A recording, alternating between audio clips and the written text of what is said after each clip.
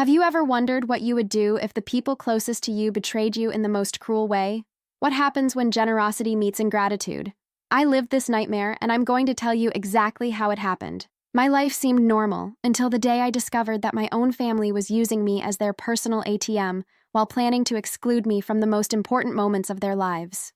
If you've ever been used by someone you trusted, if you've ever discovered that your generosity was being exploited, then you'll understand every word I'm about to say.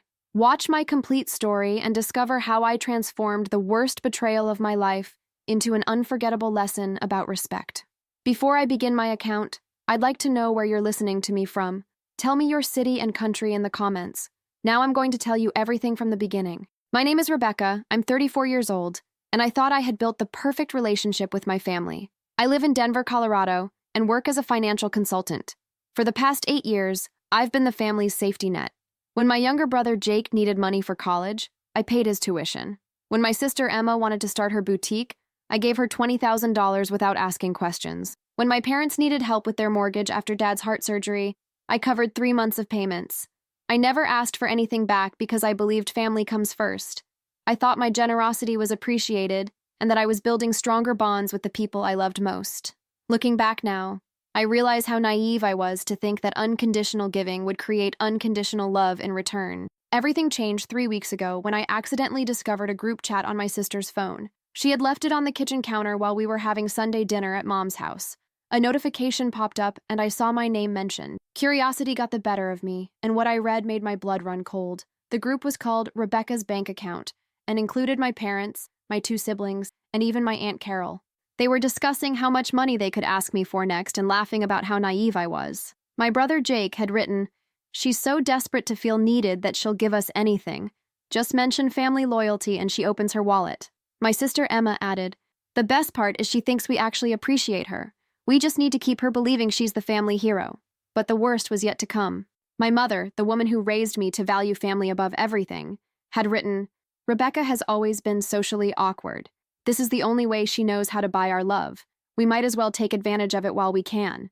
I felt like someone had punched me in the stomach. My hands started shaking as I continued reading. They had been planning this for months, calculating exactly how much they could extract from me before I caught on. They had even discussed my emotional patterns, noting that I gave more money when I was feeling lonely or stressed at work.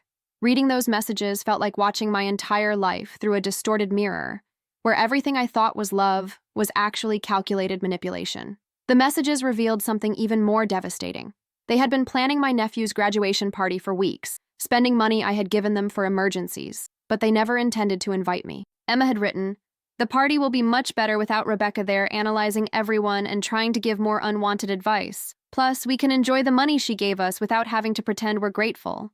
I discovered they had used my money to rent an expensive venue and hire a caterer, all while telling me they couldn't afford to do anything special for Tommy's graduation. They were literally celebrating with my money while excluding me from the celebration. I sat there in that kitchen, surrounded by family photos where I appeared in every single one, realizing that I had been living a lie. Every hug, every thank you, every "we're so lucky to have you" had been carefully orchestrated performances. I wasn't their beloved daughter and sister. I was their financial resource that they barely tolerated.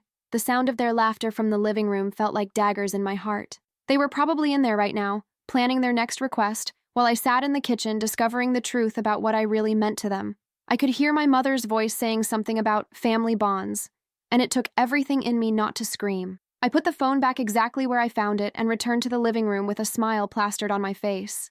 For the rest of that dinner, I watched them with new eyes. Every gesture, every word took on a different meaning. When my father asked how work was going, I realized he was fishing for information about my bonus. When my mother complimented my new car, she was calculating how much disposable income I had.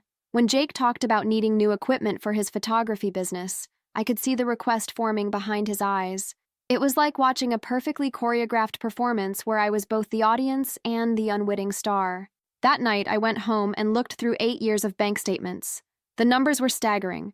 I had given my family over $200,000 in loans that were never meant to be repaid. Money that could have been my down payment on a house, my dream vacation fund, my retirement security. I had sacrificed my own financial future to support people who saw me as nothing more than a convenient ATM with emotions. I spread all the statements on my dining room table and stared at them for hours, each transaction representing a moment when I thought I was helping family, but was actually feeding their contempt for me. But what hurt more than the money was the realization that I had no real relationship with any of them. Every family gathering, every holiday, every celebration had been tainted by their secret mockery. They had turned my love into their joke, my generosity into their game. I had been so desperate to belong, to feel valued, that I had bought my way into a family that never truly wanted me there in the first place. The worst part was remembering all the times I had defended them to friends who suggested I was being taken advantage of. I need to pause my story here to ask you something important. Have you ever felt that deep pain when you discovered someone you trusted was using you? I know many of you have been through situations similar to mine and carry those scars. If my story is touching your heart so far, share your experience in the comments. It could be something simple like, I was also betrayed by family and learned to set boundaries. Each comment you leave isn't just a way to vent, but a light that guides someone who might be going through this now and thinks they're alone. Your voice matters. The next morning, I made a decision that would change everything. Instead of confronting them immediately, I decided to investigate further. I wanted to know exactly how deep this betrayal went, and whether there was anyone in my family who genuinely cared about me. I started paying closer attention to their conversations, their requests, their interactions with each other when they thought I wasn't listening. What I discovered was a level of coordination that would have impressed any business strategist. What I discovered over the following days made me realize that my family's manipulation was far more sophisticated than I had imagined. They had developed an entire system around extracting money from me. My mother would call with emotional stories about struggling financially, softening me up for requests that would come from my siblings later. Emma would invite me to coffee to discuss family concerns, which were actually reconnaissance missions to assess my current financial status and emotional vulnerability. Jake would share fake stories about his struggling friends to make me feel guilty about my own success. I noticed that they had even coordinated their approach to my dating life. Whenever I mentioned someone I was interested in, they would find subtle ways to sabotage it.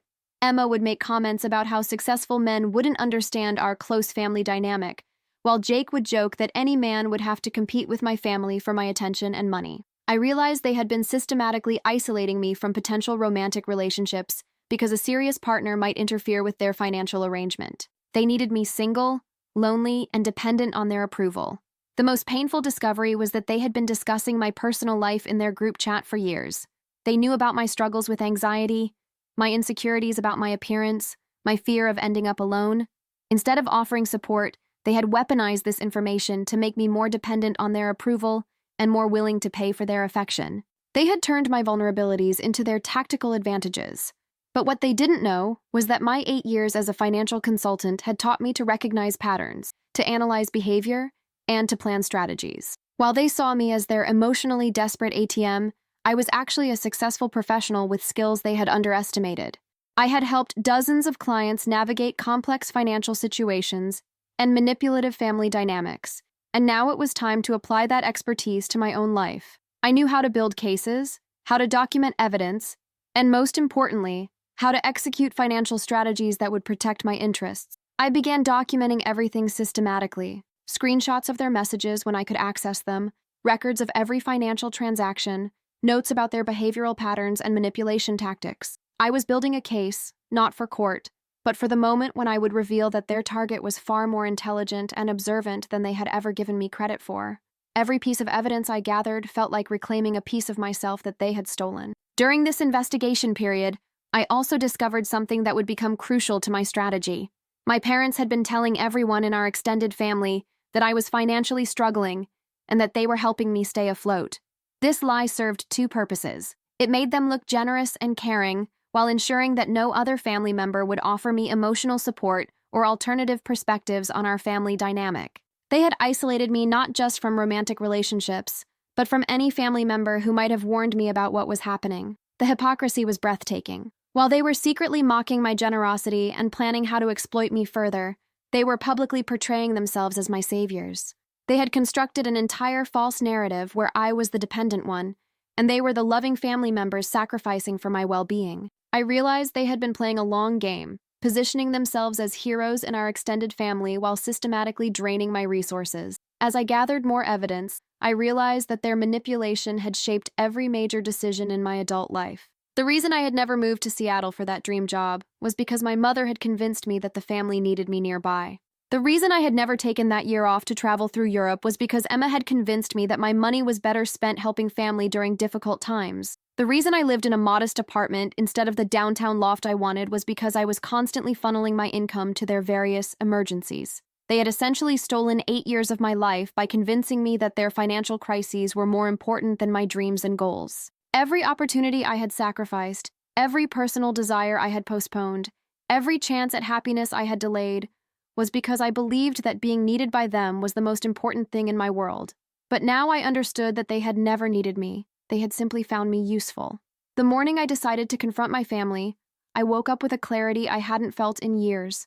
I had spent weeks gathering evidence, analyzing their patterns, and preparing for this moment.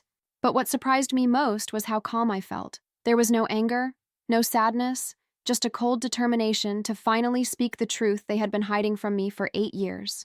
I decided to start with Emma. She had always been the most volatile, the one most likely to reveal information when cornered. I called her and asked if we could meet for coffee at our usual place downtown. She agreed immediately, probably assuming I was ready to discuss that bonus I had mentioned earlier. When I arrived at the cafe, she was already there, scrolling through her phone with that familiar look of expectation she got whenever money was about to be discussed.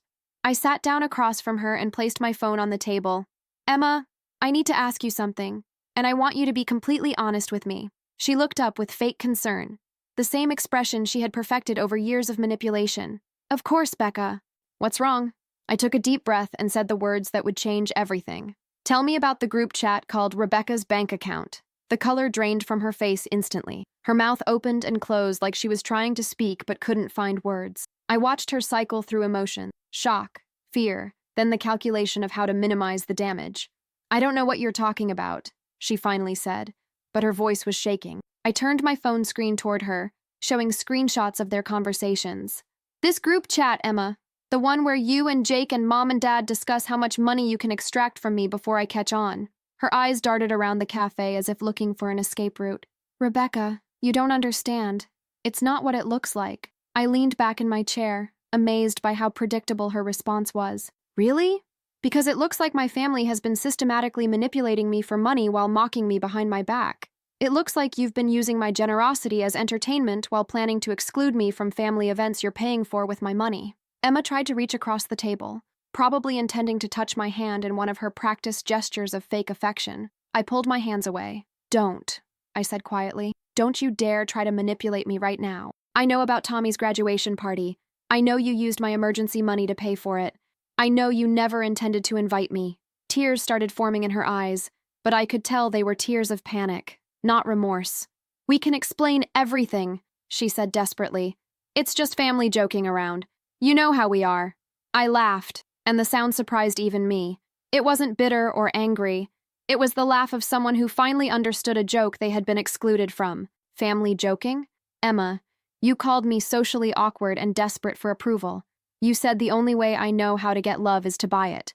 You've been systematically isolating me from romantic relationships and sabotaging my happiness for 8 years." She started crying harder, but I felt nothing. After years of being manipulated by her tears, I finally saw them for what they were, another tool in her arsenal. "Rebecca, please. We never meant to hurt you. We love you." I stood up from the table. "No, Emma. You love my money. You love having a financial safety net that asks for nothing in return. You love feeling superior to the sister who's stupid enough to keep giving you everything you want, but you don't love me." I left her sitting there in the cafe, crying into her latte that I had paid for, like so many other things in her life. As I walked to my car, I felt lighter than I had in years. 1 down, 3 to go. Next was Jake. I knew he would be harder to corner because he had always been better at deflecting serious conversations, but I had an advantage. He needed my money more than the others because his photography business was completely dependent on my funding. I texted him asking if he wanted to grab lunch and discuss a business opportunity. He responded within minutes, agreeing to meet at his favorite restaurant. When I arrived, Jake was already there, looking more put together than usual. He had probably spent the morning preparing his pitch for whatever amount he planned to ask for. "Rebecca," he said, standing to hug me.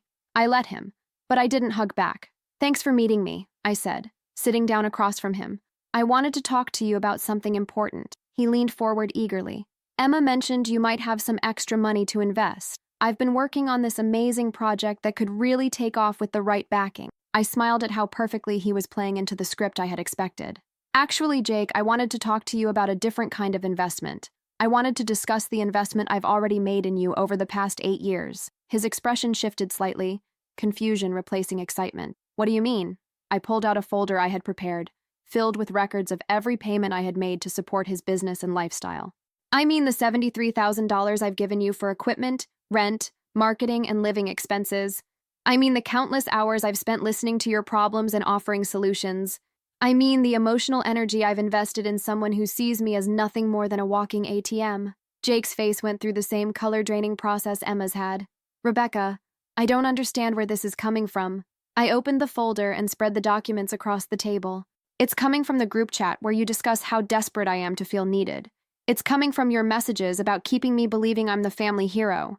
It's coming from 8 years of lies, Jake. Unlike Emma, Jake tried to go on the offensive. You know what? Maybe we do joke about you sometimes, but that doesn't change the fact that we're family. Family helps each other. I looked at him with genuine curiosity. Help each other? When was the last time you helped me with anything? When was the last time you asked how I was doing without following it up with a request for money? When was the last time you offered to pay for dinner or gas or anything else in my presence? He opened his mouth to respond, but stopped. We both knew the answer. In 8 years, Jake had never once offered to pay for anything when we were together. He had never asked about my problems unless they related to how much money I had available. He had never celebrated my successes unless they meant more funding for his projects. The helping only goes one way in this family, I continued, and it stops now. I started gathering the documents from the table. I'm not angry, Jake. I'm actually grateful. You've all taught me something valuable about the difference between love and exploitation. You've shown me what conditional affection looks like, and how destructive it can be to mistake being needed for being loved. Jake's defensive posture crumbled. Rebecca, please, we can work this out. We can change. I stood up, leaving money on the table for my untouched meal. You're right, Jake. Things are definitely going to change, but not in the way you're hoping. Walking out of that restaurant, I realized that confronting them individually was giving me something I hadn't expected: closure. Each conversation was confirming everything I had suspected and removing any doubt about the decision I was about to make. That evening, I called my parents and asked if I could come over to discuss something important with the whole family. My mother's voice immediately took on that worried tone she used whenever she sensed potential drama. Of course, honey. Is everything all right? I almost laughed at the irony of her concern. Everything will be fine, Mom. I just have some things I need to share with everyone. When I arrived at my parents' house, the whole family was already assembled in the living room. Emma looked like she had been crying for hours. Jake was fidgeting nervously with his phone. My parents sat side by side on the couch, presenting a united front like they always did when they sensed criticism coming their way. The scene was almost theatrical, the family gathering to hear from the daughter who had discovered their secret. I sat down in the chair across from them, the same chair I had occupied during countless family meetings where they had explained their latest financial crisis and I had opened my wallet to solve it. But this time, I was the one who had called the meeting. This time, I was the one with something to reveal. I want to start by saying that I love you all, I began, and I could see them relax slightly. They probably thought this was going to be one of those conversations where I expressed my feelings and then everything went back to normal. But I've discovered something that has fundamentally changed how I see our family relationships. I pulled out my phone and opened the screenshots I had saved. 3 weeks ago, I accidentally saw the group chat you call Rebecca's bank account. When I've read every message, I know about your jokes at my expense. I know about your strategies for extracting money from me. I know about Tommy's graduation party that you're paying for with my money while planning to exclude me. The silence that followed was deafening. Nobody tried to deny it this time. They all knew they had been caught, and the evidence was irrefutable. My mother was the first to speak, her voice taking on that manipulative tone she used whenever she needed to rewrite history. Rebecca, sweetheart, you're taking things out of context. You know how families joke with each other. I held up my hand to stop her. Mom, please don't insult my intelligence. I've spent 3 weeks analyzing your messages, your patterns, your coordination. This isn't joking. This is systematic manipulation. You've been running a psychological operation on your own daughter for 8 years. My father tried to take control of the narrative. Rebecca, you're being dramatic. Families support each other. That's what we do. I looked at him with the same analytical gaze I used with difficult clients. Support goes both ways, Dad. When was the last time any of you supported me? When was the last time you asked about my problems, my goals, my dreams? When was the last time you offered help instead of asking for it? Emma tried to speak through her tears. We do care about you, Rebecca. We do love you. I nodded thoughtfully. I believe you think you do, Emma. But you love the version of me that gives you money and asks for nothing in return. You love the Rebecca who sacrifices her own dreams to fund yours. You love the Rebecca who never questions your needs or sets boundaries. But you don't love the real me because you've never bothered to get to know her. Jake finally found his voice. So what are you saying? You're going to cut us off financially because we hurt your feelings? The casual dismissal of my pain as mere hurt feelings was so perfectly characteristic that I almost smiled. I'm saying that I'm done being your financial safety net. I'm done prioritizing your wants over my needs. I'm done accepting conditional love disguised as family loyalty. My mother started crying, but unlike Emma's manipulative tears, these seemed genuine. Rebecca, you can't just abandon your family over some misunderstanding. I felt a flicker of the old guilt, the programmed response to put their emotional needs before my own well-being, but I pushed it aside. I'm not abandoning anyone, Mom. I'm choosing to love myself enough to stop accepting disrespect. I'm choosing to invest my time and money in relationships that are mutual, rather than exploitative. The room erupted in protests. They talked over each other, trying different approaches: guilt, anger, bargaining, threats. Jake said I was being selfish and would regret this decision. Emma accused me of using money to control them, which was so ironic I actually laughed out loud. My parents alternated between expressing disappointment and promising to change if I would just give them another chance. But I had prepared for this moment. I had anticipated every argument, every manipulation tactic, every emotional appeal they might use. I've made my decision, I said, standing up.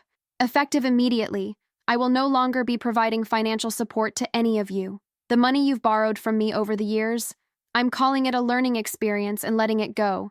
But there will be no more loans, no more emergency funding, no more investment in businesses or lifestyle choices. My father stood up, his face red with anger. You can't be serious. After everything we've done for you, this is how you repay us? I looked at him calmly. What exactly have you done for me, Dad? Because looking back on 8 years of financial records, I see a lot of money flowing from me to you, but very little flowing back. I see a lot of emotional support going from me to the family, but very little coming back when I needed it. My mother tried one last manipulation. If you do this, Rebecca, you'll destroy this family. Is that really what you want?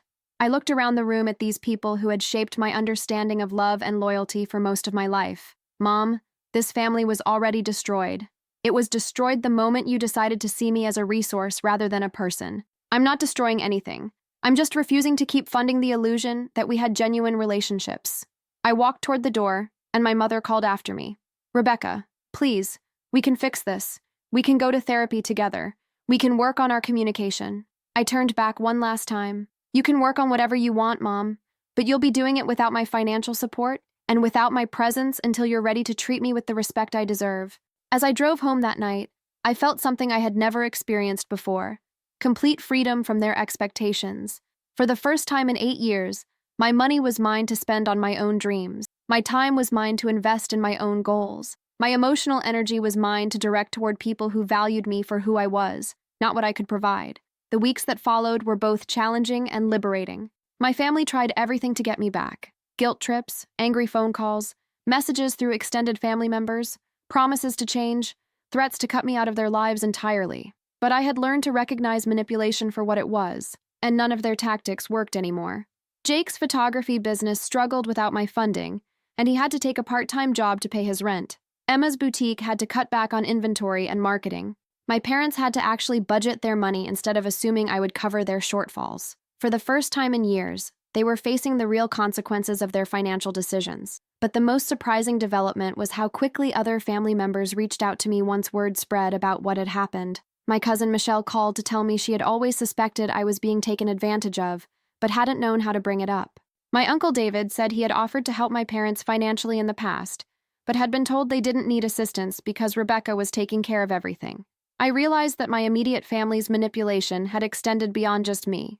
They had been using my generosity as an excuse to avoid asking for help from other family members, while simultaneously portraying themselves as my caretakers to avoid scrutiny about their treatment of me. 3 months after that final family meeting, my mother called. Her voice was different, smaller, more genuine, less manipulative. Rebecca, I've been thinking about what you said, about how we treated you. I think you might be right about some things. It was the first time in my adult life that my mother had admitted to being wrong about anything related to our family dynamics. I've been going to therapy, she continued, trying to understand how things got so bad between us. The therapist helped me see that we were treating you more like a bank than a daughter. And I'm sorry. I'm truly sorry for that. I listened to her words, analyzing them for manipulation tactics, but for the first time in years, my mother sounded genuinely remorseful. Thank you for saying that, Mom, I replied. I appreciate the apology, but apologies need to be followed by changed behavior, and that's going to take time to see. She agreed to continue therapy and asked if there was any chance we could rebuild our relationship on healthier terms. I told her I was open to the possibility, but that any future relationship would need to be based on mutual respect and genuine care, not financial dependency. Today, 6 months later, I'm living in that downtown loft I always wanted. I've started the travel fund I postponed for years. I'm dating someone who appreciates my generosity but doesn't exploit it. Someone who insists on paying his own way and contributing equally to our relationship. Most importantly, I've learned the difference between being needed and being loved. My relationship with my family is still complicated. Emma and I are slowly rebuilding trust through honest conversations and clear boundaries. Jake has been slower to accept responsibility for his behavior, but he's starting to understand that our relationship needs to be more than just him asking and me giving. My parents are both in therapy, working on understanding how they created such an unhealthy dynamic. But the most important relationship I've rebuilt is the one with myself. I've learned that saying no to exploitation isn't selfish, it's self-respect. I've learned that healthy families don't require financial proof of love. I've learned that being generous doesn't mean being a doormat, and that setting boundaries doesn't mean being unloving. If these stories touch your heart, if you've ever felt the weight of family betrayal, or know someone who has, this channel is a space created for people like you. By subscribing, you're not just following stories, you're joining a community that understands that setting boundaries is an act of self-love. Each new story we share seeks not only to expose family injustices, but to celebrate the strength and intelligence that exists in each of us. Our commitment is to bring weekly narratives that inspire, strengthen, and show that none of us needs to accept being disrespected by family. Click subscribe now and activate the bell to be the first to receive our stories of overcoming. You deserve to have your dignity respected and find strength in every new decision.